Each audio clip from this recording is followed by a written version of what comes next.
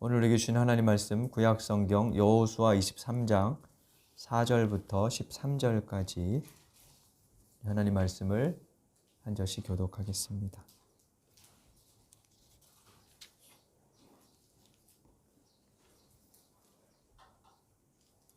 여호수아 23장 4절입니다. 보십시오. 요단강으로부터 해지는 지중해까지 아직 남아있는 모든 나라와 이미 정복한 모든 나라를 나는 당신들의 각 지파에게 유산으로 나누어 주었습니다. 주 당신들의 하나님이 친히 당신을 앞에서 그들까지 마저 쫓아내실 것입니다. 주님께서 당신들이 보는 앞에서 그들을 몰아내실 터인데 그때 당신들은 주 하나님이 약속하신 그 땅을 소유하게 될 것입니다. 그러므로 모세의 율법책에 기록된 모든 것을 아주 담대하게 지키고 행하십시오. 그것을 벗어나 좌로나 우로나 치우치지 마십시오. 당신들과 이 땅 남아있는 이 나라들과 사귀지 말며 그 신들의 이름을 부르거나 그 이름으로 맹세하지도 마십시오. 그것을 섬기거나 경배하지도 마십시오. 오직 당신들은 지금까지 해온 대로 주 당신들의 하나님만 가까이 하십시오. 주님께서 당신들 앞에서 크고 강한 나라들을 몰아내셨으므로 지금까지 당신들을 당할 사람이 없었던 것입니다. 주 당신들의 하나님이 약속하신 대로 당신들의 편을 들어서 몸소 싸우셨기 때문에 당신들 가운데서 한 사람이 원수 1000명을 추격할 수 있었던 것입니다. 그러므로 삼가 조심하여 주 당신들의 하나님을 사랑하십시오. 만일 당신들이 이것을 어기고 당신들 가운데 살아남아 있는 이 이방 민족들을 가까이 하거나 그들과 혼인 관계를 맺으며 사귀면 주 당신들의 하나님이 당신들 앞에서 다시는 이 민족들을 몰아내지 아니하실 것이라는 사실을 분명히 아십시오. 그들이 당신들에게 올무와 덫이 되고 채찍이 되며 눈에 가시가 되어 끝내 당신들을 주 당신들의 하나님이 주신 이 좋은 땅에서 멸망하게 될 것입니다. 아멘. 지난주에는 환경주일에 관한 말씀을 나눴습니다. 2주 전에 여호수아서를 살펴봤었는데 오늘 다시 이어보도록 하겠습니다. 2주 지났기 때문에 먼저 내용을 간단히 정리해 보겠습니다. 여호수아서는 신명기의 역사서의 첫 번째 책이죠. 책의 주요 인물인 여호수아라는 사람의 이름을 제목으로 삼았습니다. 신명기 역사서에는 이외에도 사람 이름이 제목인 책들이 여러 개 있죠. 여호수아서라는 그 이름처럼 여호수아를 중심으로 일어난 사건들을 기록해요. 가나안 점령, 정착, 분배. 여호수아가 110세를 살았는데 그의 인생에 대한 기록이 아니라 그를 매개로 해서 일어났던 이스라엘의 역사들을 기록한 거죠. 총 24장으로 되어 있는 여호수아를 4단락으로 나누어 봤었습니다. 각 단락은 건너라, 취하라, 나누라, 섬기라 라는 단어로 요약을 할 수 있었죠. 요단강을 건너고 가나안 땅을 정복하고 그리고 그 땅을 분배하여 나누며 그 땅에서 최종적으로 살아갈 어떤 그 이유라 그럴까요? 삶의 목적은 하나님을 섬기는 것에 있었다라는 이야기입니다.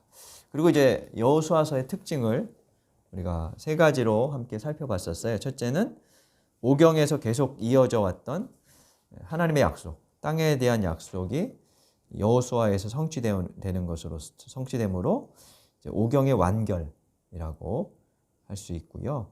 두 번째는 오경과의 연결성을 강조하면서 여호수아를 제2의 모세로 묘사하고 있었다는 것이었죠. 물을 건너고 유월절을 행하고 하나님 앞에서 신을 벗는 등 여호수아는 출애굽기에서 모세에게 있었던 일을 비슷하게 재현하는 오마주라 그럴까요? 패러디라 그럴까요? 비슷하게 이렇게 재현하는 그런 인물로 이렇게 나옵니다. 그래서 이렇게 연결된다 하는 의미가 거기에 담겨 있지요. 그리고 세 번째 보았던 것은 이런 과정을 거쳐서 이제 가나안에 정착했는데 그 가나안 땅은 단순히 하나님께서 약속해 주신 축복과 은혜의 땅만이 아니라 양날의 검과 같은 곳이었다는 사실입니다. 거기에서 소명을 다하지 않으면 쫓겨날 수도 있었기 때문이죠. 우리가 오늘 읽은 본문은 그런 내용이죠. 그 땅에서 하나님을 가까이 하고 하나님을 사랑하지 않고 살면 너희도 멸망하고 쫓겨날 것이다 라고 주님이 말씀합니다. 그러니까 가나안 땅은 이스라엘에게 항구적인 소유가 보장된 곳은 아니었다는 거예요. 그곳에서 어떻게 소명을 감당하며 사느냐에 따라서 생이 달라질 수 있는 그런 곳이었다라는 거죠. 그리고 이제 이후 역사서의 내용은 이스라엘이 이 소명이 얼마나 충실했느냐, 그렇지 않았느냐 하는 것을 보여주고 있어요. 그러니까 여호수아서부터 신명기 역사서는 그 과정을 쭉 일관되게 이제 추적하고 있는 거죠. 오늘은 여호수아서에서 조금 난해한, 좀 받아들이기가 좀 거북한 까다로운 내용을 우리 생각해 보려 합니다. 그것은 소위 히브리어로 헤렘이라고 부르는 그런 내용인데요. 헤렘 전쟁이라는 것입니다. 헤렘은 전적인 받침이라는 뜻으로 정복 전쟁에서 이제 승전국이 이기고 나면 전리품들을 얻게 되죠. 그 모든 전리품을 제물로 드리듯이 하나님께 바치는 그런 행위를 말합니다. 다 불태워서 하나님께 번제로 바치는 것처럼, 제물로 바치는 것처럼 그렇게 바치는 행위이고요. 전멸, 진멸 이런 형태로 기록되고 있습니다. 여호수아서를 보면 이 정복 과정에서 하나님께서 가나안 원주민들을 하나도 남기지 말고 다 없애라, 진멸하라 라는 명령을 하시는 그런 구절들을 우리가 좀 찾아볼 수 있어요. 아마 읽으셨으면 그런 구절들이 여러 군데 나오는 것을 볼 수 있습니다. 어떤 자비나 연민도 없이 마치 인종 청소를 하듯이 초토화시켰다는 그런 기록이죠. 그래서 이런 헤렘, 진멸은 남녀노소를 불문하고 다 없애버렸다는 이런 내용은 오늘날의 우리의 정서, 인권사상 같은 것에 비춰볼 때 좀 받아들이기가 어렵죠. 무엇보다 문제되는 것은 하나님의 성품과 배치된다는 거예요. 그러니까 이제 성경 전체에서 성경의 다른 구절들이 알려주는 하나님, 그분은 자비하시고 자애로우시고 사랑이신 분이다 이렇게 알고 있는데, 그런 하나님이 이런 진멸을 명령했다는 것은 굉장히 상반된, 배치되는 그런 구절이죠. 그래서 어떤 사람들은 하나님은 자기 자식만 편애하고 옆집 애가 어떻게 되든지 안중에도 없는 아주 철없는 그런 부모가 아니냐 이렇게 주장하기도 합니다. 실제로 무신론 과학자인 리처드 도킨슨 같은 사람은 이런 구절 때문에 구약의 하나님은 무자비하고 폭력적인, 그리고 감정이 치우치는 신이다 이러면서 이제 받아들일 수 없다 이런 얘기도 했죠. 그러니까 이렇게 진멸하고 씨를 말려버리는 하나님을 어떻게 인류를 창조한 보편적인 사랑을 가진 하나님이라고 우리가 할 수 있겠어요? 도킨스뿐만 아니라 우리도 하나님이 이렇게 잔인하고 사납고 폭력적이라면 눈치 보고 살아야 할 겁니다. 그래서 현대에 그대로 이해하고 받아들여야 할지 어떨지 좀 난해하죠. 이 난점을 오늘 한번 같이 생각해 보도록 하겠습니다. 난점을 풀기 전에 먼저 여호수아 내의 기록들을 좀 확인해 볼 필요가 있어요.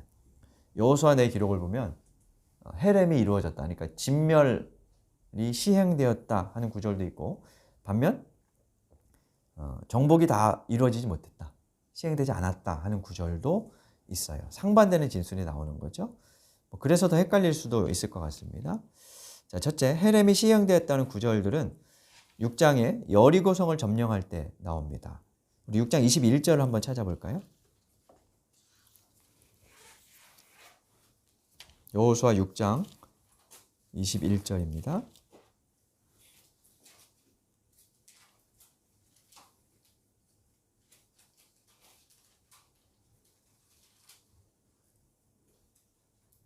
(6장 21절) 함께 읽어보겠습니다. 성 안에 있는 사람을 남자나 여자나 어른이나 아이를 가리지 않고 모두 전멸시켜서 희생제물로 바치고 소나 양이나 나귀까지도 모조리 칼로 전멸시켜서 희생제물로 바쳤다. 네, 남녀노소, 나귀, 짐승까지도 다 죽였다. 네, 이렇게 설명하고 있죠. 8장에 나오는 아이성 점령에서도 마찬가지였고요. 특히 10장에 가면 가나안 남부 그리고 11장에 가면 가나안 북부를 정복하는 이야기가 나오는데 여기에 아주 집중적으로 전멸시켰다, 다 없앴다, 이런 표현들이 반복해서 나오는 것을 우리가 볼 수 있어요.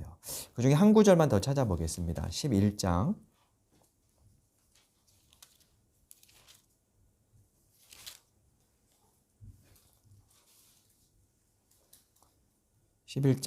11절 말씀을 같이 한번 읽어보겠습니다. 11장 11절입니다. 그 하솔 성 안에 있는 모든 사람을 전멸시켜서 바치는 희생제물로 삼아 칼로 쳤고 호흡이 있는 사람은 하나도 남겨두지 않았으며 그 성은 불질렀다. 호흡이 있는 사람은 하나도 남겨두지 않았다. 이렇게 기록하고 있지요. 정말 잔인할 정도로 지독하게 헤렘이 행해진 것으로 그렇게 나옵니다. 반면 13장 이후에는 모두 전멸시키지 않았다거나 정복하지 못했다는 구절도 여러 군데 나와요. 그래서 그 구절들도 한번 살펴보면요. 먼저 13장 1절을 보면 여호수아가 하는 이야기입니다. 13장 1절 같이 읽어볼까요? 여호수아가 늙고 나이가 많아졌다. 주님께서 그에게 말씀하셨다. 너는 늙었고 나이가 많은데 정복하여야 할 땅은 아직도 많이 남아있다. 거의 전쟁이 끝났는데 아직 남아있다. 12장까지에는 정복이 다 끝난 것처럼 나오거든요. 근데 여기 보면 아직 많이 남아있다. 이렇게 나오는 거죠. 한 군데만 더 찾아볼까요? 15장 63절.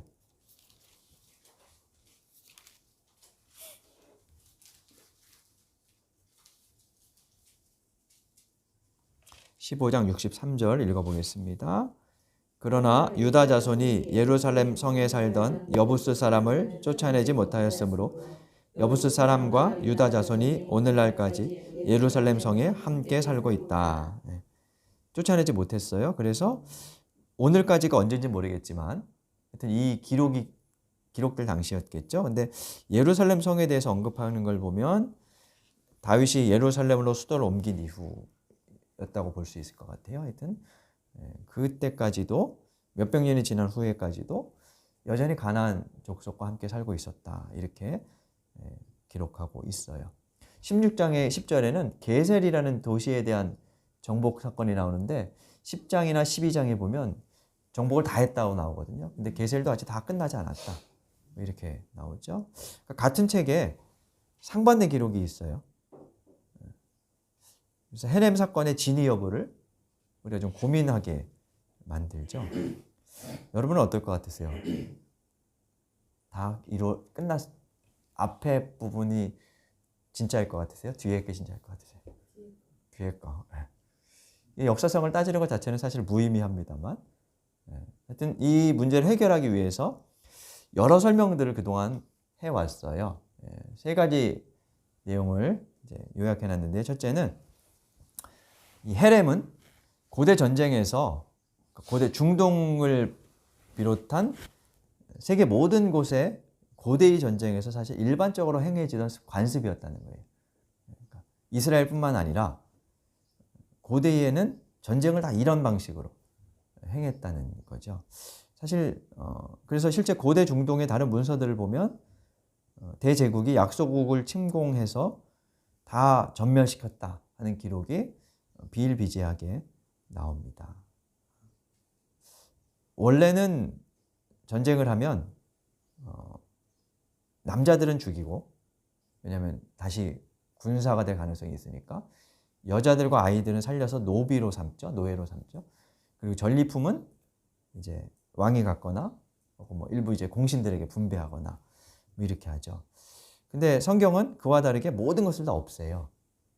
그래서 이게 제물로 태우는 것 같은 이런 개념이 들어있고, 또 한편으로는 그 전리품들을 왕이나 일부 이제 전쟁에 공헌을 한 사람들이 사적으로 취할 수 없다는 그런 의미도 여기는 담겨 있기는 해요. 아무튼 고대 관습이었다 이렇게 보고요. 근데 왜 고대 관습을 하나님이 그대로 행하게 하셨을까? 또 이런 의문이 들죠. 이것은 하나님이 당신을 계시하실 때 시대의 한계를 고려하신다는 그런 관점으로 이해할 필요가 있어요. 그러니까 바꿔 말하면 하나님의 계시를 사람들이 깨닫는데 우리의 깨달음은 우리의 경험치, 우리의 시대 상황을 넘어서지 못하는 경우가 많아요.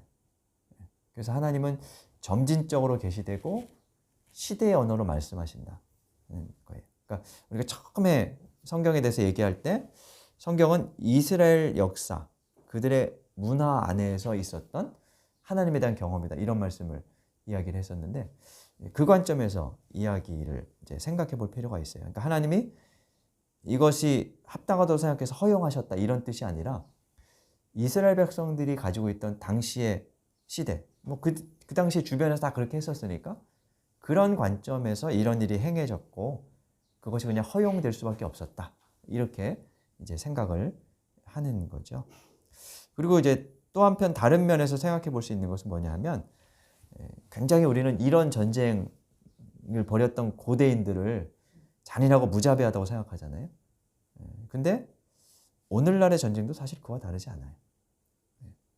과거에는 창칼로 한 사람씩 베고 찌르고 죽이는 일을 벌였다면 오늘은 사무실에서 단추 하나 누르고 미사일 발사시켜서 거기에 누가 사는지도 모르는 상태에서 그냥 다 초토화시켜 버리죠. 그래서 실제로는 인류 역사상 가장 폭력적인 시대는 세계대전이 발발했던 20세기였다고 하죠. 어쨌든 이런 설명이 있어요. 고대 전쟁에서 일반적으로 행해지던 관습이 성경에 투영된 것이다. 두 번째 설명은 성경에서 자주 사용하는 문학 기법, 수사학적인 기법 중에 과장법이 사용된 것이다. 이렇게 이제 보는 견해가 있어요. 성경을 읽어보면 사실은 좀 과장의 표현들이 좀 종종 나옵니다. 예를 들어서 바울이 로마서에서 전도여행을 3차례 다니죠. 그리고 이런 얘기를 해요. 내가 예루살렘에서 동쪽 일루리곤까지 복음을 편만하게 전했다. 예루살렘과 일루리곤은 발칸 반도인데 꽤 멀거든요. 그래서 터키 지역, 러시아 남쪽까지 지금으로 치면 거기까지 복음을 다 전했다. 그래서 더 이상 갈 데가 없어서 이제 서쪽 스페인으로 가려고 한다. 이런 말을 해요. 근데 사도행전 기록을 보면 실제로 바울은 모든 도시와 마을을 다 다니지 않아요.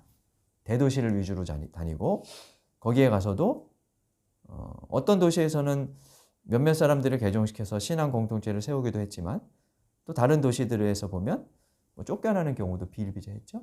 근데 바울은 다 했다. 이렇게 말해요. 일종의 과장이죠.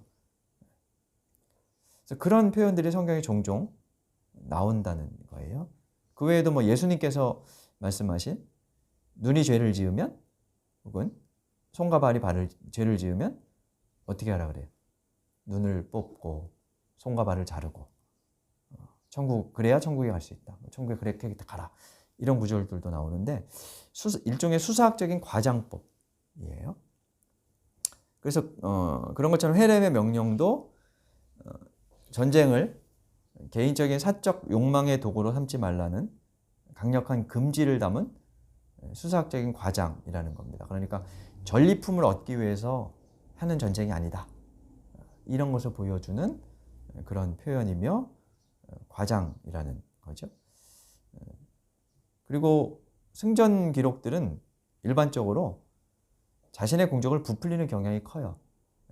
그래서 그대로 사실 기록들을 받아들이기는 좀 어렵죠.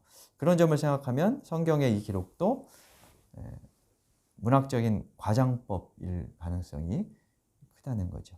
세 번째 설명은 이런 거예요. 이 진멸 혹은 전멸이라는 단어가 반드시 대량 학살을 의미하는 단어가 아니고 추방, 내쫓음의 의미가 들어있는 단어다. 이렇게 설명을 해요. 그래서 여호수아서에 보면 전멸시켰다 하는 표현도 나오지만 쫓아냈다, 이런 표현도 나오고요. 우리가 읽은 오늘 본문에도 보면 쫓아낸다 뭐 이런 표현이 나오는데요.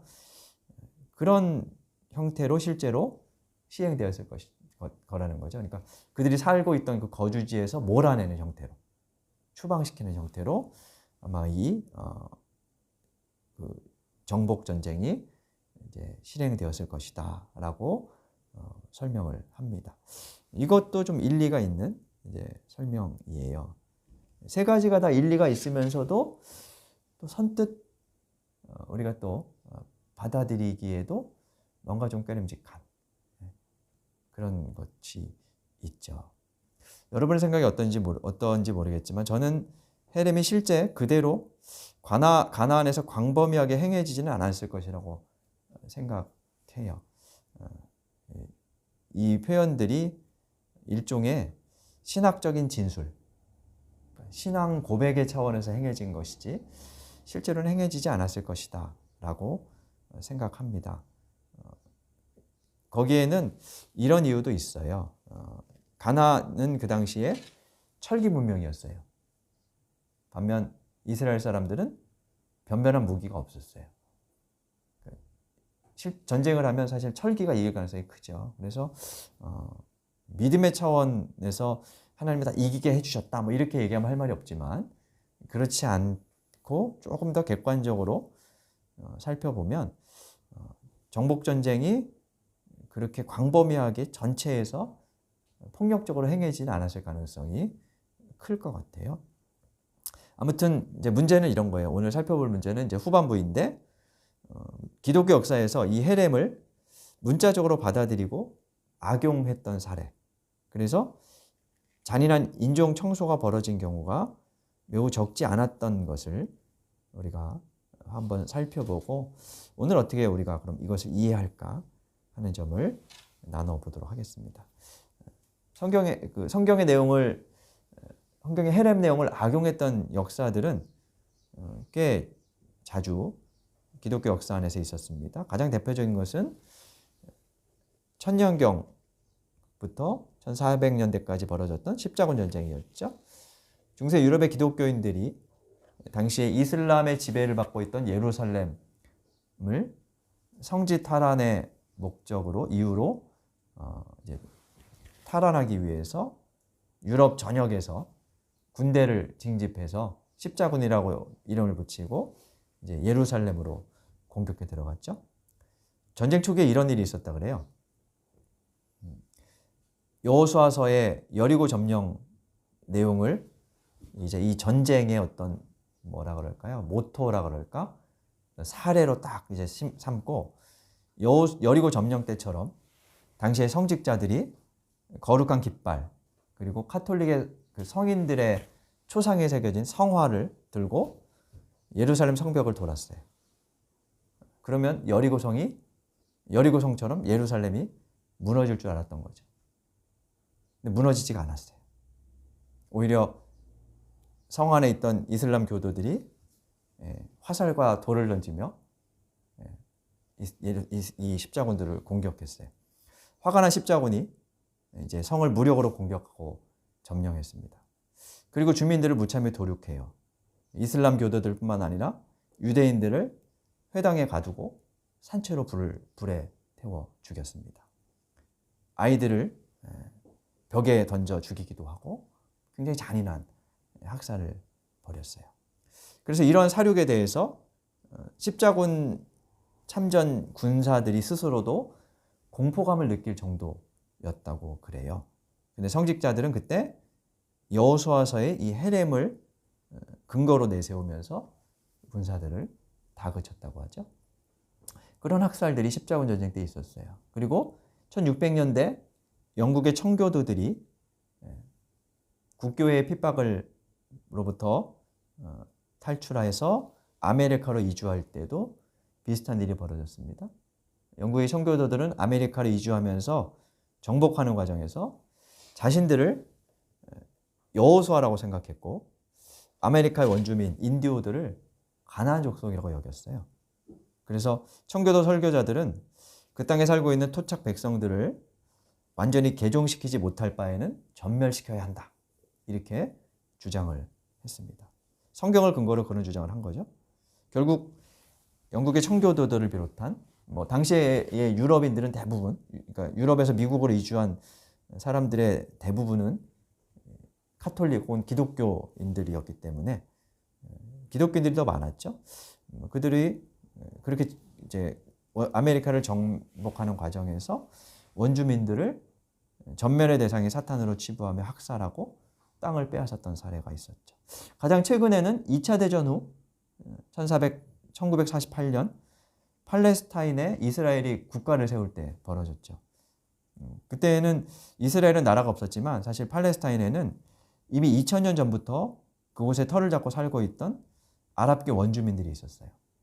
근데 물론 정치적인 맥락이 있죠. 뭐 영국이나 이런 나라들이 이스라엘을 은근히 돕고 뭐 물밑에서 이렇게 지원하고 뭐 이런 과정에서 이스라엘 사람들이 아랍계 원주민들을 헤렘의 대상으로 간주하고 죽이거나 몰아냈죠. 그래서 지금도 중동 팔레스타인 지역의 아랍인들은 가자 지구에 고립된 채 살고 있어요. 벽을 높게 쌓고 마음대로 출입하지 못하도록 그렇게 하고 있죠. 우리는 기독교인들은 정서적으로 이스라엘과 가깝다고 생각하죠. 그들도 하나님을 믿고 뭐 이래가지고 이스라엘과 좀 가깝다고 생각하고 우리가 뉴스에서 접하는 잔인한 폭탄 테러를 일으키는 아랍인들은 무자비한 사람들이라고 경계하고 배척합니다. 근데 이스라엘은 지금 그곳에서 과거에 자기의 조상들이 겪었던 인종차별, 대학살을 사실 똑같이 저지르고 있어요. 그것도 하나님의 이름으로 그렇게 하고 있는 거죠. 자, 만일 예수님이 지금 그곳에 가신다면 누구의 편이 되어 주실까요? 이스라엘은 하나님의 이름을 거론하고 믿는 민족이니 그들의 편이 되어 주실까요? 아마도 예수님은 억압받는 약자들인 아랍계 원주민들, 가자지구에 고립된 채 살아가는 팔레스타인 사람들의 편에 서실 것이에요.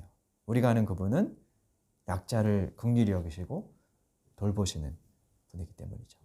근데 일부 기독교인들은 그 반대의 주장을 펼치며 여호수아서의 헤렘을 근거로 내세웁니다. 그것이 하나님의 거룩한 전쟁이었듯 지금 이슬람을 몰아내고 공산주의를 척결하고 혹은 동성애자는 싸그리 죽여야 한다는 주장을 펼치죠. 이것은 성경의 헤렘을 오독하고 악용한 결과입니다. 자, 그럼 우리는 어떻게 이해하면 좋을까 하는 부분을 우리가 생각해 봐야 하겠습니다. 우선은 문자적으로 성경을 이해하는 것은 극히 경계하고 조심해야 합니다. 여러 차례 말씀드린 바입니다만 문자적으로만 성경을 이해하면 여호수아 착각 증후군에 빠집니다. 여호수아의 착각이 아니고 여호수아 착각 증후군이에요. 마치 스스로를 여호수아처럼 생각하는 거예요. 기독교인들이나 교회가 스스로를 여호수아라고 착각하고 나를 반대하거나 기독교의 세력을 위축시키는 상대편은 가나안 족속들이라고 여기는 거죠. 우리는 여호수아, 이스라엘 군대고 우리를 방해하고 대적하는 상대는 가나안 원주민이다. 그래서 우리가 벌이는 전쟁은 거룩한 전쟁이다. 이런 식으로 주장을 하는 겁니다. 근데 어떤 전쟁도 사실 하나님의 뜻에 합당하지 않고요. 그리고 여호수아서에는 여호수아의 전쟁을 정복전, 그러니까 거룩한 전쟁으로 표현했지만 그건 그렇다 쳐도 그 외에 일어났던 모든 전쟁, 예를 들면 다윗이 벌였던 전쟁 같은 것들은 거룩한 전쟁으로 표현하지 않아요. 그러니까 전리품을 취하고 이득을 얻으려는 목적의 전쟁은 거룩한 전쟁일 수가 없어요. 앞서 말씀드린 십자군, 서구 제국주의의 전쟁 같은 것들은 거룩한 전쟁을 빙자한 사적 이익을 취하려는 전쟁들이었죠. 우리가 성경을 이런 식으로 읽는 경우가 많아요. 그래서 여호수아 착각 증후군에 빠지는 거죠. 예를 들어 이런 경우가 있어요. 우리 모세와 바로의 이야기를 읽을 때 여러분은 누구와 스스로를 동일체 시키세요? 나를 바로 같은 존재라고 생각하는 사람은 거의 없어요. 나는 다 모세라고 여기죠. 다윗과 골리앗 이야기를 읽으면 나는 다윗이고 세상은 골리앗이에요. 그래서 하나님께서 다윗을 도와주신 것처럼 나를 도와주셔서 골리앗 같은 세상을 이기게 하실 것이다. 이렇게만 적용을 하죠. 근데 우리가 살아가는 세상은 피라미드 사회예요. 내 위에 누가 있고 내 아래 누가 있어요. 나보다 강한 자가 있지만 반면 나보다 약한 자가 있어요. 그래서 때로 우리는 누군가에게는 다윗일지 모르지만 또 다른 어떤 사람들에게는 골리앗일 수 있어요. 내 힘으로 나보다 연약한 사람을 억압하고 누르고 있다면 그때 나는 바로이고 골리앗이겠죠. 교회도 그래서 항상 이스라엘 군대와 같지 않아요. 거룩한 전쟁을 벌이는 세상의 악과 싸우는 이스라엘 군대처럼 그렇게 순결한 단체다라고 주장할 수 없어요. 교회 안에 가나안의 정신, 그들의 사상, 풍요와 배금주의가 스며들어서 세속화된 모습이 얼마나 많이 있는지 모릅니다. 그런 교회는 더 이상 이스라엘 군대일 수가 없어요. 그럼에도 여호수아 착각 증후군에 빠진 기독교는 무조건 승리할 수 있다는 승리주의의 착각에 빠집니다. 그래서 승리하는 것이 곧 하나님의 뜻이다. 이런 식으로 강조하는 잘못된 기독교 승리주의에 빠지죠. 자기 기만에 빠져 있는 거죠. 어떤 학자는 이렇게 표현해요. 현대의 기독교는 우쭐대며 자랑하는 기독교, 부와 허풍으로 가득 찬 기독교, 세속적 성공에 대한 자랑만 넘치는 기독교이다. 아니라고 부정할 수만은 없는 그런 이야기인 것 같습니다. 이는 사실상 하나님이 결여된 자아로 가득 찬 기독교라고 할 수 있죠. 성경을 읽고 스스로를 전방위적으로 성찰하지 않고 성경과 믿음을 승리와 성공의 도구로 또 자기 정당화의 수단으로 삼은 결과라고 할 수 있고요. 그래서 결국 건강한 성경 읽기의 모습이라 여길 수 없어요. 그럼 헤렘의 의미는 뭘까요? 헤렘은 가나안적 우상, 풍요제의에 근거한 사회 경제적 형태를 거부하고 배격하라는 것입니다. 그런 의미로 읽어야 돼요. 오늘 본문 7절에서 여호수아는 이런 말을 합니다. 가나안의 원주민들과 사귀지 말라. 그러면서 그 신의 이름을 부르지도 말고 맹세하지도 말고 그것을 섬기지도 말아라 라고 말합니다. 이 구절만 봐도 사실은 이미 전적인 전멸이 이루어지지 않았다는 것을 알 수 있어요. 왜냐하면 그들이 거기에 살고 있지 않으면 사귈 이유가 없잖아요. 사귈 수 없죠. 살고 있지 않으면 결혼할 가능성이 전혀 없죠. 그런 표현들을 하는 걸 보면 전멸이 이루어지지 않았다는 것을 우리가 유추할 수 있어요. 핵심은 무엇이냐면 그들의 신의 이름을 부르거나 맹세하거나 섬기지 말라는 거예요. 근데 여기서 이름을 부르고 맹세하고 섬긴다는 것은 단순히 어떤 종교에 참여한다는 의미가 아닙니다. 왜냐하면 고대 사회는 종교가 모든 것을 지배하는 사회였어요. 그러니까 그 종교의 정신, 사상 이런 것들이 사회 전반을 지배하고 있었어요. 사람들이 그에 따라 살아가죠. 그래서 가나안적 우상 그 핵심은 풍요제의인데 그러니까 가나안 신을 섬기면 부자가 될 수 있어. 요게 핵심인데 그걸 따르지 말라는 거예요. 그 과정에서 피라미드 체계가 형성되고 빈부의 격차가 생기고 이런 체제들 그렇게 억압하는 체제들 그런 체제들을 따르지 말라는 거예요. 그래서 그 시대의 정신이나 사상을 따르지 말고 하나님의 뜻을 살피며 살라는 거죠. 그 하나님의 뜻을 살피기 위해서 당신의 뜻이 담긴 율법을 묵상하는 것을 강조하는 거죠. 물신숭배, 풍요제의, 이웃에 대한 배려가 없는 가나안 종교는 하나님의 뜻이 담긴 신현 사상을 통한 평등하고 정의로운 공동체로 바뀌어야 한다는 것. 그것을 성경은 강조하고 있는 거죠. 그런 의미에서 헤렘의 대상은 가나안의 사상, 그들의 시대 정신이지 가나안 사람이 아니라고 할 수 있어요. 이것은 지금도 마찬가지입니다. 강자가 약자를 억압하는 종교는 일어나서는 안 되는 것입니다. 기독교의 이름으로 하는 그런 주장들은 그래서 오히려 더 비기독교적이고 성경을 빙자해서 우리를 반대하는 모든 것은 악이고 전멸해야 한다. 뭐 이런 주장을 펼치는 것은 반기독교적인 사람들의 모습이라고 할 수 있어요. 단순히 기독교 신앙을 가지고 있으니까 우리는 옳고 기독교 신앙을 가지지 않은 저들은 나쁘다라고 주장하는 것. 그래서 이교도니까 제거해야 한다라고 생각하는 것. 그 결과 종종 우리가 보는 절에 가서 뭐 불상을 부순다거나 절에서 행하는 어떤 행사들을 가서 막 방해하거나 하는 그런 몰상식한 행동을 벌이는 것은 타당하지 않은 거죠. 기독교를 믿지 않는 사람들은 그런 것들을 상식적으로 판단하거든요. 더불어 살아가는 이웃에 대한 배려가 아니다. 상식적으로 판단해요. 근데 그 상식적인 판단이 때로는 오히려 더 성서적일 때가 있어요. 아이러니하죠.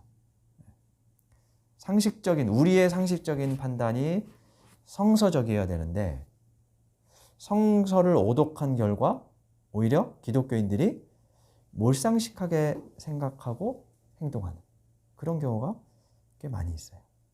그래서 성경을 무조건 문자적으로만 읽고 적용하는 것은 잘못이라고 누누이 말씀을 드리는 겁니다. 오늘의 주제인 헤렘은 그것을 포함한 모든 성경의 내용은 더 큰 기독교의 근본 정신, 하나님 사랑과 이웃 사랑이라는 사랑의 이중 계명의 정신에 비추어서 재해석돼야 합니다. 그러므로 성경을 타인을 비판하고 억압하고 정죄하거나 내 욕망을 합리화하는 도구로 쓸 것이 아니라 말씀을 통해 우리의 내면에 들어와 있는 가나안적 사고를 헤렘하고 교회에 침투해 있는 풍요, 물신숭배의 세속적 사고를 헤렘하고 더 나아가 이 땅을 새롭게 해나가는 우리가 돼야 할 것입니다. 오늘 이 말씀을 마음에 담고 한 주간을 살아가는 저와 여러분이 될 수 있기를 간절히 바랍니다. 이 말씀 생각하며 다짐의 기도 드리겠습니다.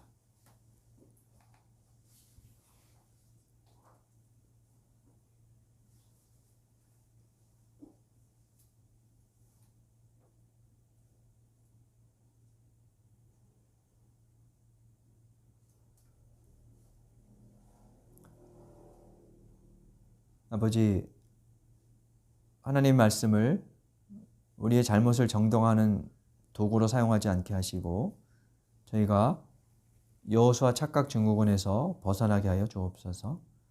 말씀에 비추어 우리의 내면과 교회를 살펴 하나님의 뜻에 어긋나는 것들을 과감하게 헤렘하며 새롭게 하게 하시고 그리하여 우리가 살아가는 이 땅에 교회에 하나님의 나라를 이루어가게 하여 주옵소서. 예수님 이름으로 기도드립니다. 아멘.